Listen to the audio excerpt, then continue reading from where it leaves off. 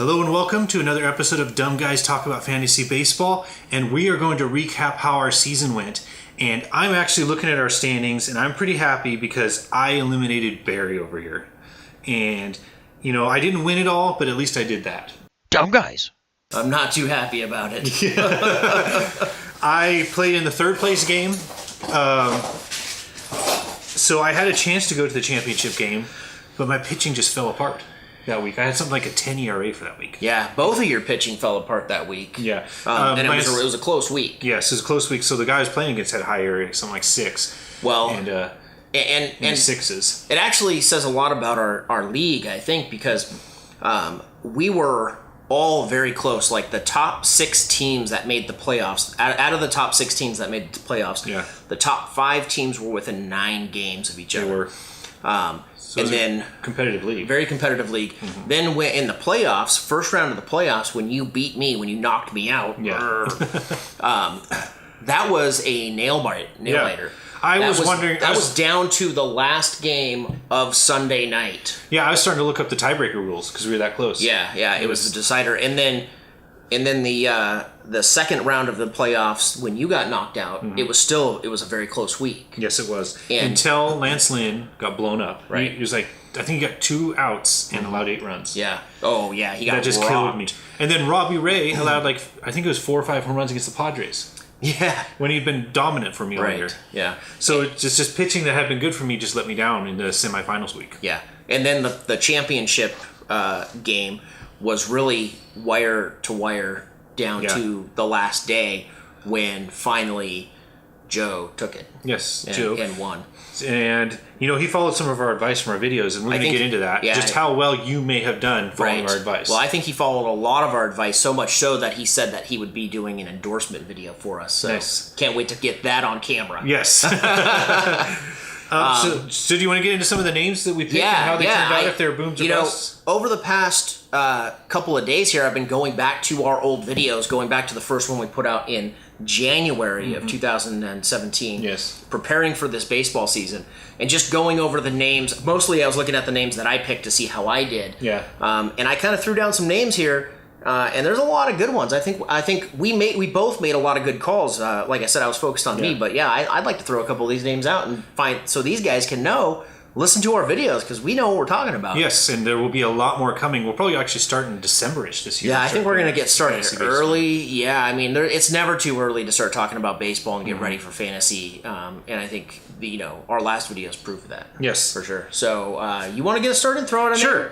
And so going back through some of our videos, I threw out the name Craig Kimbrell, and I said he was falling in a spot to where he's going towards the end of the elite closers, and that's a great spot to grab him up because he's quite a bit better than the ones that come after him.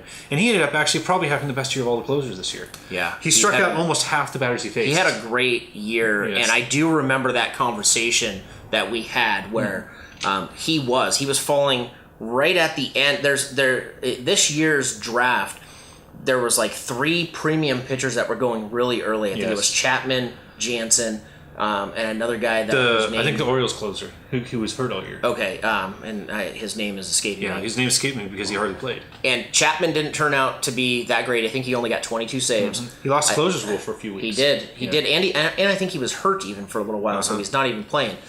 Jansen, I think, had a pretty decent year. He had a very good year. But Kimbrell was in the second wave at the very end.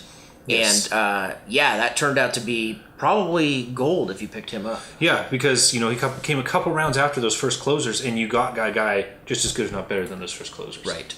Yeah.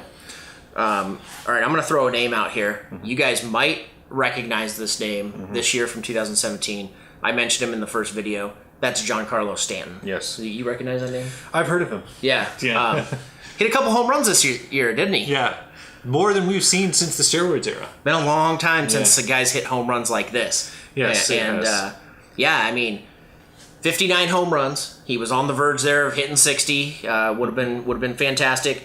Career year for this guy. I think we all knew he had the talent, but the question was always, is he going to be healthy? And I think we were both kind of on this guy early on. We were. Career year in home runs, career year in RBIs, career year in OPS, career year in runs scored. Yes. I mean, this guy basically dominated in 4 of the 5 standard offensive stats. The only thing he didn't have was stolen bases. Yes.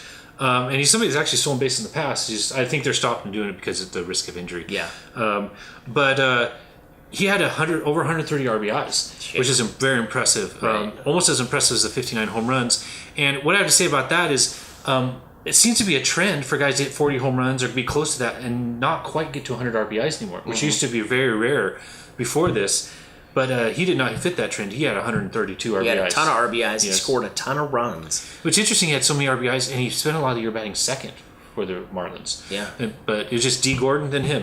And yeah. It just that combination just was a run producer. Yeah. And in our league, he got drafted in the 3rd round, which I think was earlier than he was projected to go. Yeah. Which the person that drafted him in our league did the right thing. And he was absolutely, we'll get into this later, but I think he was first round value. Yeah. Yes, for sure. Definitely. All right, I'll go. And so a name I want to throw out is Carlos Correa. Now, in one of our videos, I said I thought he was the best guy to take in the 2nd round. Mm-hmm. I didn't heed my own advice. I took Anthony Rizzo. I had the 10 and 11 picks.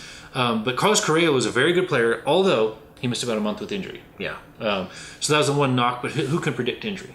You can't predict injury. There's guys that are injury prone, but I don't think he's injury prone. I don't think you could have predicted that. No, and so overall though, batting average, power, the only thing that was down for him was stolen bases. But he may be in the 1st round, early 2nd round conversation at some point this year, just by being the most valuable shortstop. Yeah.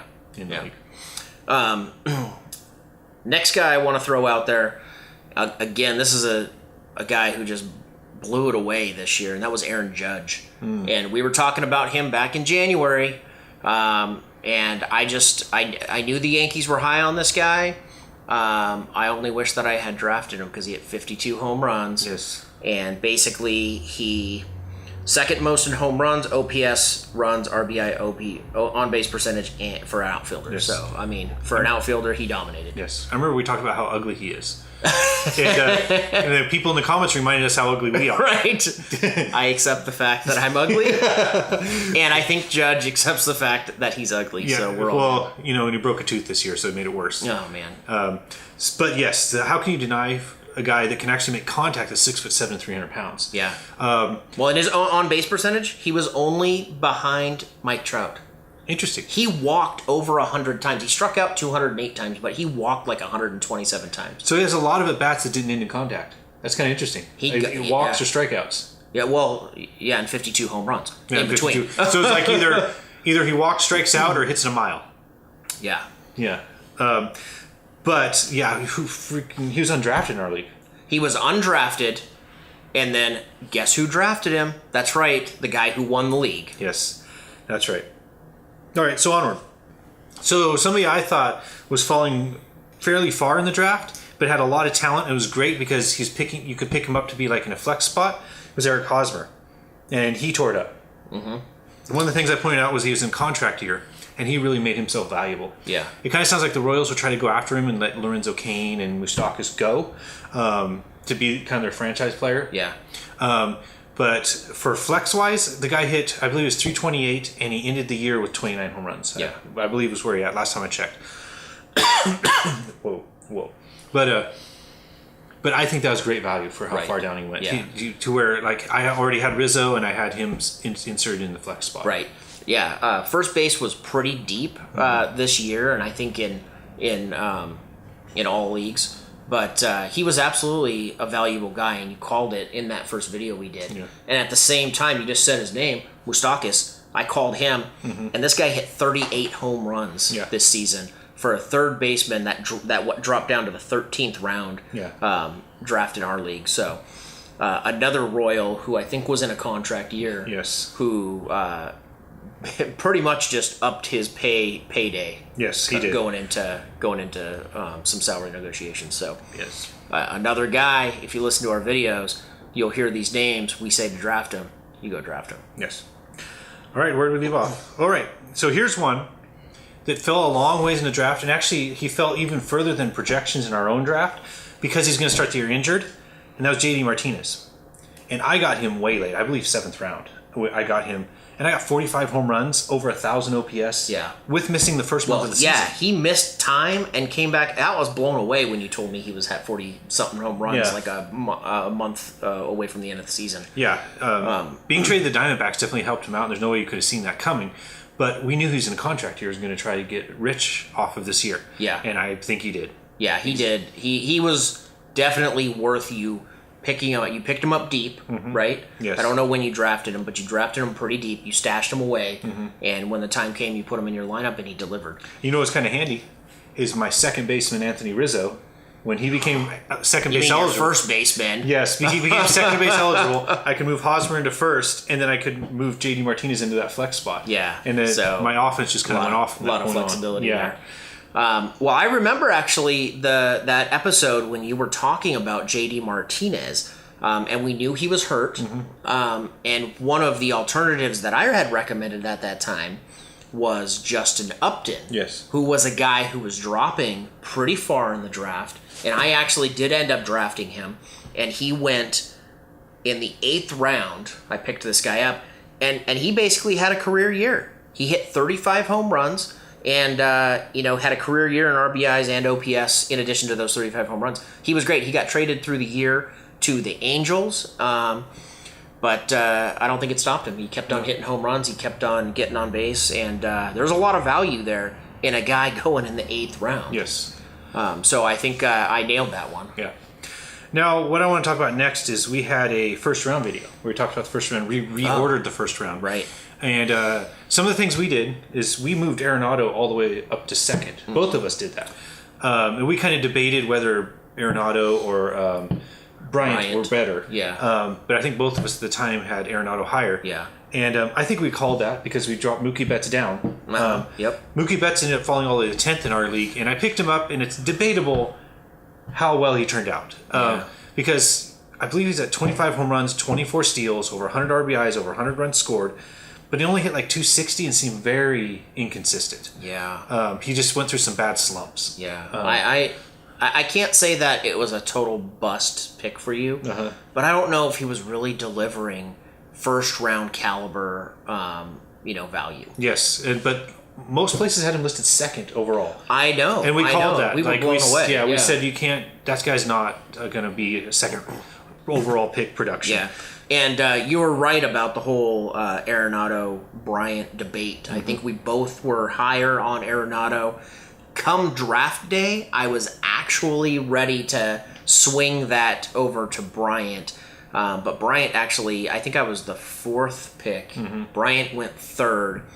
So I was left with Arenado, which I think turned out to be the better move. Yes. And Bryant had a fine season. I think he started off slow. He ended the year with 29 home runs. So not what he did the year before. But it wasn't Arenado caliber. Arenado hit a ton of home runs, like 42 home runs, I think. Yeah, he ended up with 37. Oh, 37? Yeah. Oh. But a very high RBIs, always. A lot of RBIs, yeah. Over 100 RBIs. Yes. So he hit over 40 home runs. Well, he had done it the 2 years before. Here, I can verify. You pull up the stats.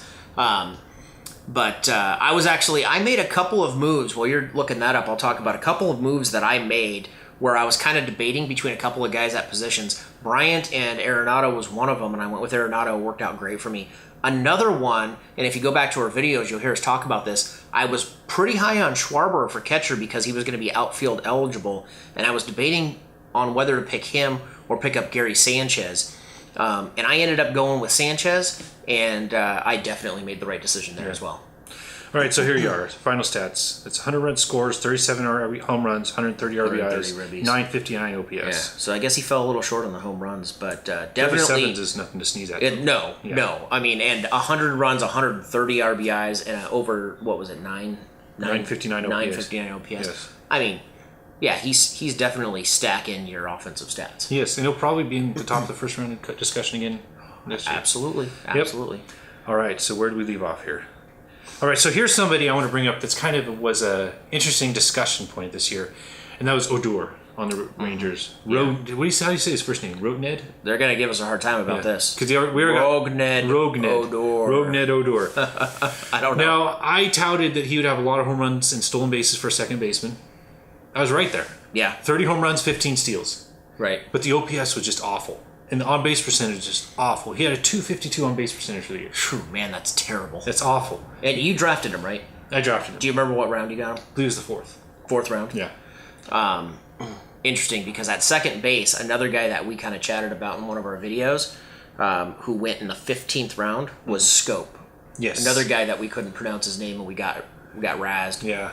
Schoop went in the 15th round. This guy hit 32 home runs. He was first in RBIs, second in home runs, fourth in OPS at second base. Yes.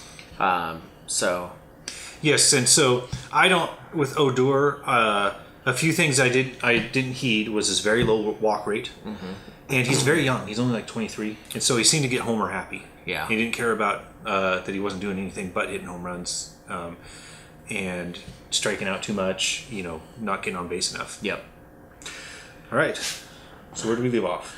Well, I was going to throw out just a couple of the guys that we called in our busts video. A couple of guys that I think we got right. And the first one is a guy who I just was not high on at all, and that was Hanley Ramirez. Oh, yeah. And I think he did. He basically busted. After a bounce-back season, he kind of disappointed. Yeah. Well, and that's the thing, like we talked about Hosmer. Like, he fell so far, I had him in my flex, and he turned out much better than Hanley Ramirez, so hopefully Hanley Ramirez is not your first baseman this year. Right.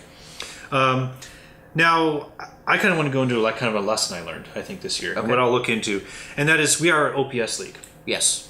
And so kind of what happens in OPS is some guys that have very low batting average but a lot of home runs have a fairly high OPS. A guy that's coming to mind is a third base, Joey Gallo. Yeah. He hit 209 and hit 41 home runs. His OPS was in the 850s, which is a good OPS, but the consistency.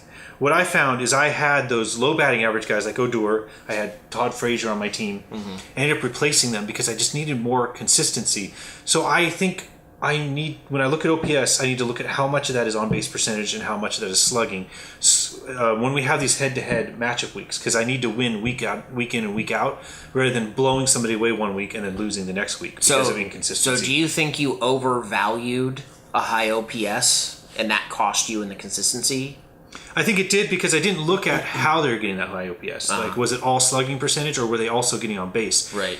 Because the high slugging percentage guys, like the Gallo, the Frazier, those types of guys, they were just 0 for days in a row. And then all of a sudden they have like this 2,500 OPS day. Right. It doesn't really make up for how he made you lose the week before. Yeah, right. And so I think you point out Votto was one of those guys that, walks a lot, hits for high batting average, and hits home runs. Votto was very valuable. He was my second round pick. I think I was late second round. And he's got a high OPS. I think he led the National League in the OPS. Yeah. This guy walked a lot. He also hit a good amount of home runs. He was definitely valuable and consistent. Yes, and so I had to make some midseason moves. I picked up Zach Cozart, Scooter Gennett, some guys like that just to get the consistency. Yeah. Out and replace those other infielders I picked that were just hitting home runs and striking out, not reaching base enough, and hurting my consistency. Right. Yeah. So that's something I'm going to take into next year's draft. Yeah, consistency is a big one, and that's something I think I'm going to look into a little bit more as well next year. I'm going to pay attention to, how does a guy do throughout the entire season compared to a guy who has like a great April, hits a ton of home runs, and then falls off the map. Yeah. Yeah, and guys that fall off second half will kill you in the playoffs. Yeah, absolutely. All right, so I think that makes it through like the picks we wanted to mention from last year. I think I bragged enough. Yeah, and why you should watch us next year, how we can help you win your league every year. So I thought maybe next we play a little game, and it can help us get the conversation started next year already. Yeah. And so what I'm going to do is I'm going to throw out some names, and we're going to discuss whether or not they're first rounder. Okay. First one, Stanton. Giancarlo Stanton. Giancarlo Stanton. I think if you look at his numbers this year, it's really hard to not draft him in the first round next year. Yes. I think I'm going to go into next year hoping I have like the 4th and 5th pick, because I think right about then it's going to be Stanton, Arenado, those types of guys. I think you're going to be very strong there. And I've picked Stanton in the first round in the past before. I think he's that level talent for sure. I think he is as well. All right. This one might be controversial. Aaron Judge. First rounder. Not a first rounder for me. He definitely impressed in his rookie season. He's definitely got some talent, but is he going to repeat first round caliber? I don't take the chance on him. We just talked about consistency. And he had that stretch from after the All-Star break until the last month where he got hot again, to where he's barely hitting 200. And are you going to get up and walk out? What? MVP. Oh, man. MVP. So maybe he's an MVP, but how much does that hurt your fantasy team to have a slump like that? Yeah. A couple month long slump. So you know what? I don't think it's unusual for a guy to come back from the All-Star game where they participated in the home run derby and be wore out. And I think that's what happened to this young guy. He probably just used up all of his juice trying to win the home run derby. Did he win? Oh, jeez. Did he win, or was it Stanton? I can't remember. I think Judge won. Yeah. I think he did win. Yeah. So yeah, man, he basically wore himself out, and I've seen guys do that before. And I think that's what happened, and that's why he came back from the All-Star break kind of in a slump. Mm-hmm. But when he got going again. Yeah, so he had a huge last month. It was basically like maybe 1 month or 3 weeks out of the season where he was slumping. Now, another thing I'd point out about him, you already said not a first rounder. It's kind of like that. You need that really established guy. Yeah. And one thing I'd point out is that he just broke Mark McGwire's record. Now look at Mark McGwire's first season and the next few. He hit like 230 with 30 home runs the next few seasons. Yeah. That's not first round material. Right. And so Judge has to establish him next year that he's not going to do the same thing. Yeah, and I'm not saying that he won't turn around and have just as dominant a season and have first round value, but I'm saying exactly what you're saying is that do you really take a chance on a guy in his sophomore season coming back and repeating what he just did, or do you take a guy who is known for being good, like a Trout, like an Arenado, these guys that have proved themselves? Yes. All right, next name, Bryce Harper. Man, I was so high on Bryce Harper this year, and I think he had a good season, but again, he was hurt. He missed time. Yeah, and he also got suspended for a little bit. Did he? For getting in the fight with the Giants pitcher. Right. He's a hothead. I've always had skin. But if he falls to the end of the first round, I can see taking that's it there. kind of where we had him last year as well. Yeah, I think he got taken in our draft about 7th. Yeah. And I was hoping he fell to me at 10th. Well, and he was looking to be value pick at 7. Yeah. But with the missed time, it just doesn't pay off in the end. You're not getting a full season of value. Like I feel like I got out of Arenado. I feel so good with my Arenado pick. Yes. All right. So here's another rookie, Cody Bellinger. Do you think he cracks the top 10? I would not pick him in the first round. He has a long swing. I think pitchers might figure it out. How did he end the season? Can you remind me of his stats? Yeah, he had 39 home runs. I know that. So I'm just going to Google him real quick. Okay. I'm pulling up Google here. Yeah. So there was a time. So I had picked up. I actually got pretty lucky during this season. I actually picked a couple guys up off of waivers that got dropped by another team that should have never been dropped, and I should have never been able to pick up. And that's Rendon, Anthony Rendon, who actually was another name that I picked in videos that was going to be hot. He did. He ended up having a great season. And Jose Abreu, who's a guy who I actually wasn't very high on before the season, but I got him for free off the waiver wires. But another one of those guys who I picked up was Mark Reynolds, who was having a great first half of the season for sure. I think he slowed down a little bit. But this guy was hitting a ton of home runs. And I had so many first basemen with Abreu and Votto. I was overwhelmed with too many first basemen. I kept trying to trade them off. And one of the guys that I was targeting was Bellinger. But because I really needed an outfielder. Yeah. Nobody would have me. Yeah, so he ended the year with 267 average, 39 home runs, very high amount of strikeouts. Yeah. He's a first baseman. So do you what were his run? He's a first baseman? Yes. What were his runs and RBIs this year as well? So he had 87 runs scored, 97 RBIs. He had 10 steals. That's kind of surprising. Yeah.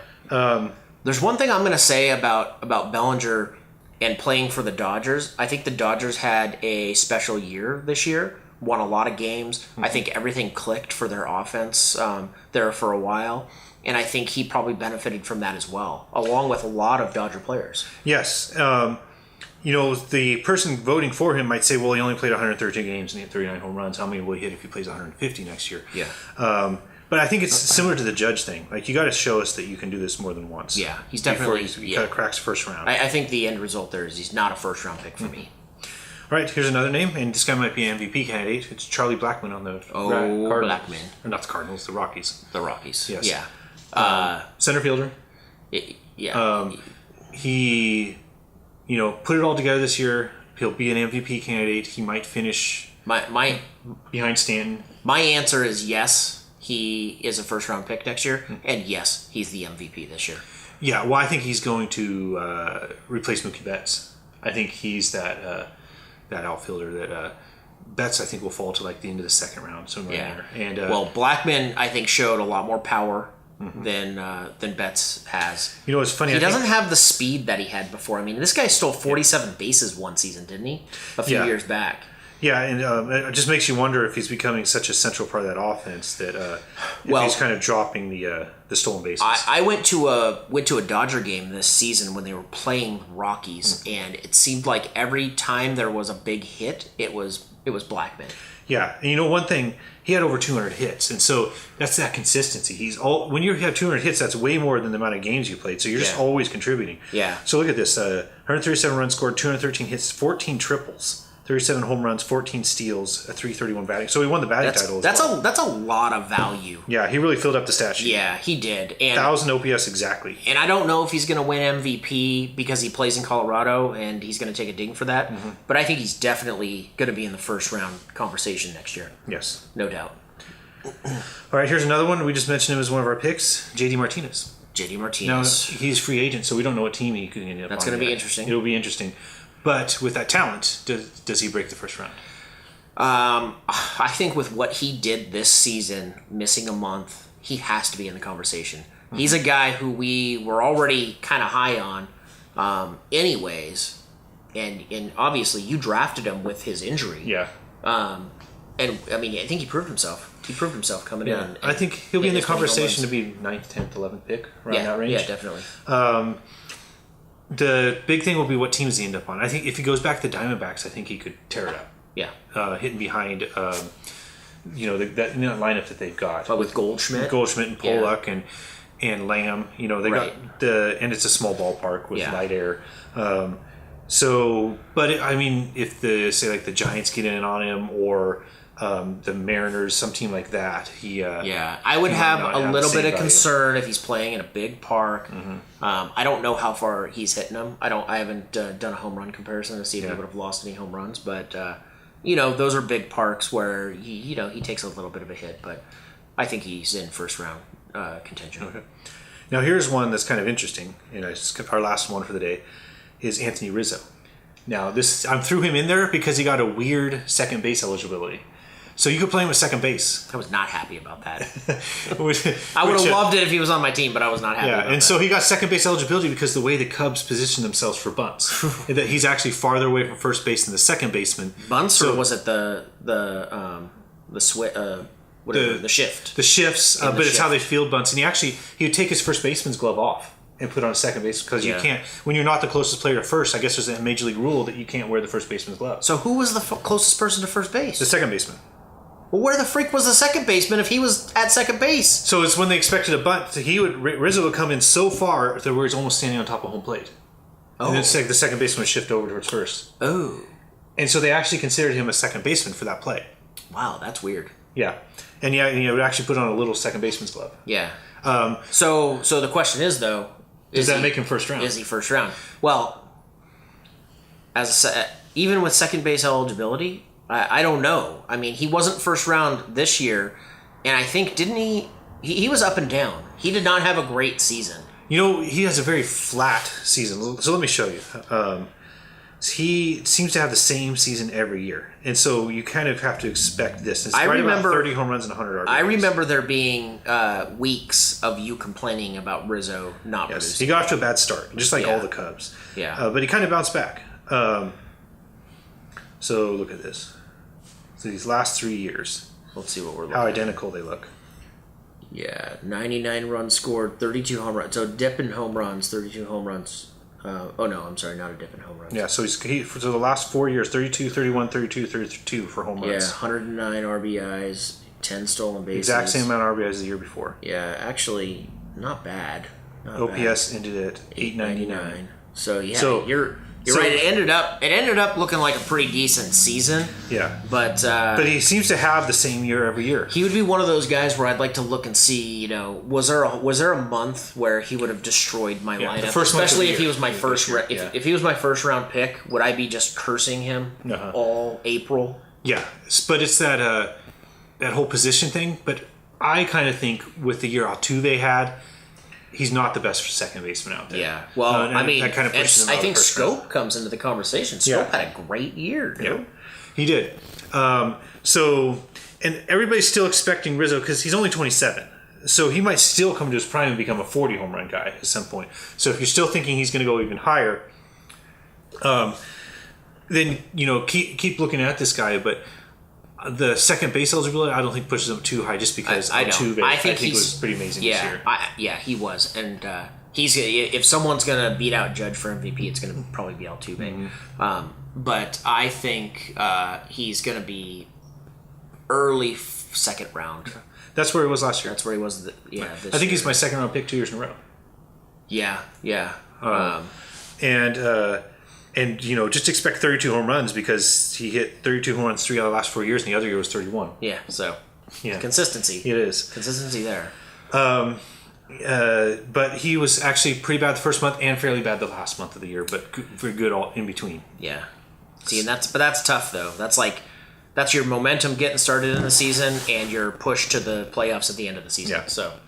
But it's just that funky second base eligibility. Yeah. So look at your league. That's definitely going to add value. Yeah. Look at your league. Our league is 10 games at the position, and he reached that. Some leagues are 5 games at the position. Really? Uh-huh. Oh, wow. So just look at your league, see if he's second base eligible, and see if that pushes him up your list at all. Yeah. So I think that's pretty much recapping this season, our picks and stuff like that. And I think we've got something special to kind of say farewell until December when we get started again, and that is another giveaway. It is. And so if you look right below this video, you'll see our subscriber count, and you can see 1,000 has become a very reachable goal for us. Yes. We are up over 800 right now. We really want to get there.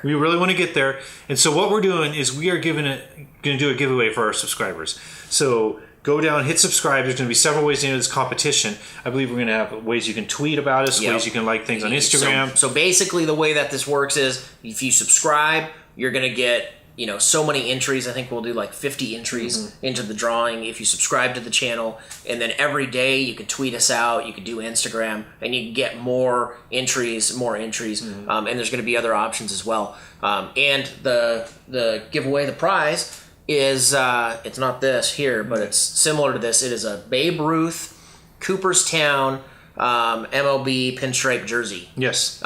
It looks pretty nice. I don't have it with me now. I didn't want to take it out of the package, but I've got it upstairs in the room, ready to ship away to the winner of that contest. So we Googled most popular player ever, and it's Babe Ruth 1, Willie Mays 2. Yeah. So maybe next giveaway is Willie Mays. Oh, yeah. Because they just named the World Series MVP trophy. They did. Yeah, I thought that was pretty cool. Yeah. So right now it's Babe Ruth. Not even being a Yankees fan, this would be a pretty cool jersey to have. Yeah. It's just it's that nostalgia. It's the Babe Ruth. It'd be pretty cool to wear that shirt and go play in your softball league. Right. Yeah, I think it would. I was really tempted to take it out and just try it on, but I didn't. Yeah. Because it's not mine. It could be yours. Yes. Though. So subscribe to to the channel. And share our videos. You're going to get all kinds of entries, and you'll know how pretty soon because we're going to put that video out. But absolutely, get ready to ramp up with this giveaway and get us to 1,000 subscribers. Yes. Get us over 1,000 subscribers. Let's get this going. All right, thanks for watching. Yes. And lots of great baseball videos coming this next year. And don't forget to stay dumb. Yep. Later.